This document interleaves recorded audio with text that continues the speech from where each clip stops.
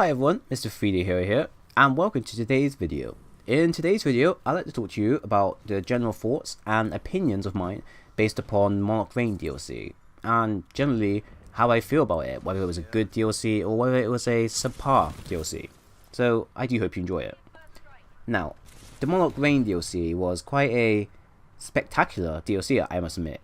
Compared to the Glitch DLC that was kind of lackluster on a few things, this DLC kind of released a lot of content. I'm talking about 2 new Prime Titans that many of us were waiting for, a actual new Titan that many of us didn't actually expect to be introduced so early, and a new and, well, I'll say slightly old map that made a return, Relic.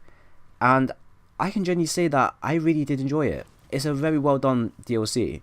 The fact that we got so much new content, and many people will probably complain about it being lackluster if we paid for the DLC instead in packages, is quite amazing and surprising at the same time. Now, when it comes down to the Prime Titans, like I said previously, a lot of people were expecting these Titans to be released eventually. We didn't expect it to be released so early though, so that's one thing that we got going. Now, I can definitely say that the Vernon Titan looks amazing. It's what I pretty much expected him to look like, and if you look in the concept book for TitanFall 2 designs, you would actually see that his design is actually there. Slightly changed up a bit though, but he's actually there. And I admit, the moment I saw Vernon, I just purchased him straight away. I was like, this character right here, he looks amazing. The fact that his sword looks so sleek and stylish, the fact that he looks so slim but so authentic, kind of like a old traditional samurai, I was just right there. I just threw my money at the screen and said, I need to buy him right now. Tone, on the other hand, I didn't really go ahead and buy him, simply because he looked too much of a refrigerator. I don't know if I'm the only one that's noticed this kind of correlation between a fridge and between Tone, but he's kind of not that good looking compared to Ronin. If you give me some time, I'll probably change my mind and probably purchase him later on in the day. But for the time being, I'm going to leave him there. He looks like a fridge too much to me, or better off, he looks like kind of like Claptrap from Borderlands series, and it's kind of off-putting. Now, his new execution though is actually amazing, and I believe it's an execution that was from the campaign of Titanfall 2 as well, so that's also a nice introduction. And Ronin's execution is also amazing as well. I believe it reminds me of, Cloud, Omni Slash from Final Fantasy. However, this new execution has some bugs to it.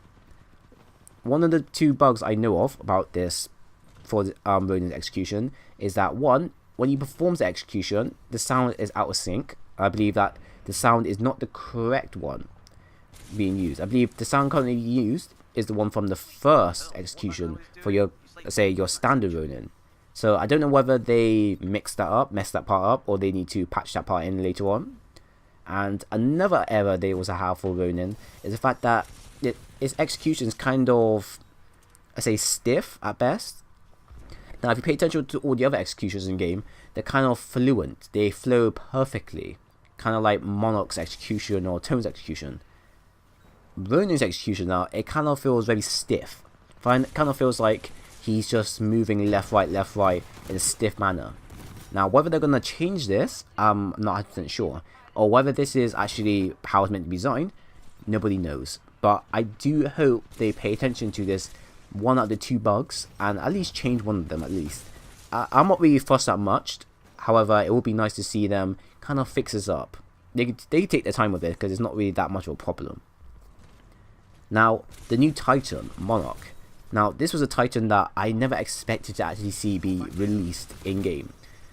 Now, there was a lot of talks about Monarch, and there was a lot of leftover bits of data found within the Titanfall 2 files from, I guess, from the developers, and most of the players or data miners within Reddit managed to find it and put it together to see how it worked. They found out its perks, its core abilities, and how it moved and how it looked like. So it kind of looked like a BT version of our own Titan. And I was quite surprised that they added this Titan in whatsoever. As this Titan, I thought this Titan was going to be introduced in the Frontier Defense. And that's kind of what a lot of people came up with. They thought this Titan was going to be introduced in Frontier Defense whatsoever. And boom, a few days after, when I uploaded a video about who the Monarch Titan is, they drop a video saying this is the Monarch Titan, a new Titan is going to be released on this day, hope you lot are ready. And I was like, wow, this is actually amazing. And from playing around with him, I can definitely say that you can do a lot of damage with him if you know how to survive. The whole premises of Monarch is for you to survive to your third and final form. If you survive to your third and final form, you're pretty much powerful. You're pretty much like a god at best. However, if you don't know how to survive at best with any type of Titan, then you're not going to do great with Monarch. And I can tell you, Monarch in this first tier is incredibly weak. He has literally no chance of survival against any Titans. But when upgraded to his second form, he has a bit of a better survivability. I say a 50-50 survivability. And then third tier, he can take on whoever he wants on his own. And the fact that they also introduced some kind of, I believe they're trying to reminisce back to TitanFall 1, where you were able to mix and match with most of your parts, perks abilities from TitanFall 1, is kind of nice that they're referencing back to TitanFall 1 with these kind of abilities. So Monarch, you can basically build the ideal Titan that you want for whatever type of role you want. Whether you want to be a aggressive supporter, or a support Titan, or an offensive/defensive Titan, it's all there for you. You can play it however you want. And I do hope that they carry on this kind of tradition for this current Titan, for other Titans that they could potentially release. And now, let's talk about Relic. Now, Relic is a map that I've never played before. Relic is a map that was first introduced in Titanfall 1, and I've seen some gameplays based around it, and I can say it's quite hectic. Now, one thing I can say is that visually it looks very nice. It's dark, it's gritty, it's kind of what I expect from a kind of dark universe for a war-torn, say, galactic warfare. However, the only bad side I see about this is the fact that when it comes down to playing on this map, it can play out in two different ways. Number one, either you go inside the buildings and the majority of players will camp up inside the buildings and put as much stationary to protect themselves, and then it leads to kind of a one-sided battle where people will try to spawn camp you. Or number two, you have literally not a lot of areas to go because the majority of the team has surrounded your base camp and will basically spawn camp you. And I've only had this happen to me maybe once and twice on the map. Other times I've had quite some pleasant gameplays with it, and I can definitely say that when it comes down to playing them out either on pilot mode or pilot versus Titan mode, I can say that there's a lot of action going on, and the fact that there's a lot of buildings around basically allows a lot of pilot versus pilot play. You can basically get out of action from Titans, as well majority of other maps, Titans have the chance of killing you within a few minutes. On this map here though, pilots have more of a higher chance of taking out our Titans, because Titans on the ground have basically less cover. And there are literally little routes and pathways for you to go ahead and take that basically allow you to get back into the middle section or get behind enemy line. And that's something nice. I actually enjoy that. It's quite relevant. It allows me to get around and through in and out the maps. However, one thing I've always noticed is that depending on the game mode and depending on the type of players being playing on the map, it can always lead to one-sided fights. And another thing I also have a problem with is that there's not enough cover. Now, there is some cover available on both sides. However, if the whole team knows where you're spawning to, they can pretty much block off your entire exit. And at this point there, they can pretty much surround you and basically spawn camp you. Depending if the system's changed or not now. I don't believe they changed the system whatsoever. And this is my only problem with Relic. It's a nice map, don't get me wrong. I actually enjoy playing on it. However, the only issues I have is the camping that can happen inside the interior of the building or inside the interior of the ship, or the spawn camping. And those are two areas that, you know, as much as they try to create paths to allow us out, good teams will be able to kind of block your exit. And if your teammates don't know how to, you know, stick together and find a way to fight through it, you're just going to lose horribly. And 9 times out of 10, this is what happens to me. However, this is a game, and really, since I don't play with a team, it's kind of my fault at times, so I kind of just accept it, and I try to find ways to escape it. That means at times I have to get extra sweaty to push my team for the win. Now lastly, let me talk to you about some of the new items added in. Now, some of the camos, they updated the store once again, and I can say that the camos are actually quite nice this time.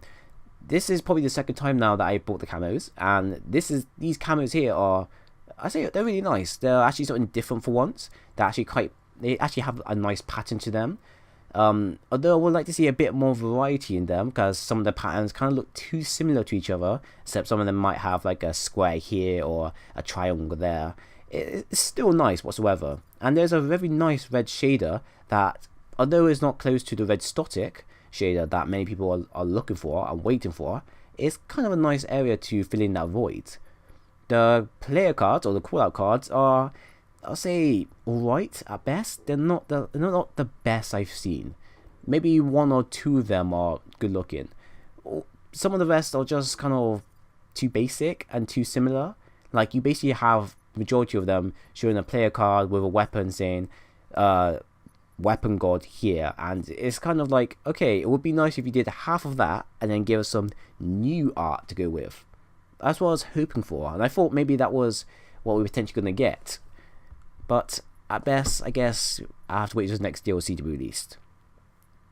And some of the insignias, nah, I decided to leave it insignias because the only way for me to get the only way for me to get the insignias is if I bought the player cards. And like I previously said, the player cards aren't that great, and I don't really see me purchasing this whatsoever.